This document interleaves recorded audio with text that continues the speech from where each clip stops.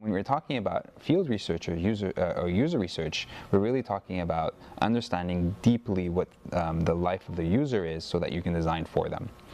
Oftentimes, we can't have that user physically with us, designing the service with us. And so a persona becomes a way that we're able to design for them, or in a sense with them, drawing on the research that we discovered, drawing on all the people that you spoke to, and finding patterns and then turning them into a tool that we call a persona that then allows us to refer back to them. So a persona is a representation of the type of user that you're going to be designing for. And what it looks like oftentimes is, it's often sort of a sheet of paper, and on that sheet of paper you might have an image of the persona, like a physical image. You might have a bit of their background, like where are they from, like maybe how old they are, what their job is.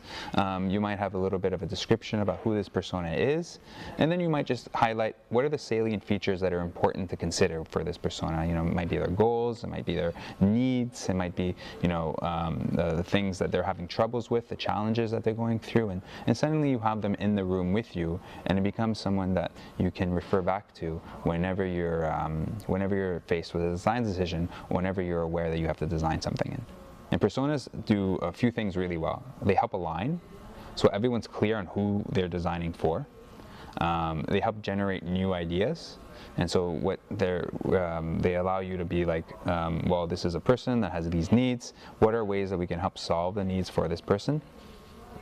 And essentially they allow you to also stay grounded in your implementation. Oftentimes we can start to add features, or we can start to add elements to our service that might not be helpful to the people that we're designing for. So when we have a persona, we're able to always draw back to the persona whenever we're looking to add something or remove something and understand how it might impact them.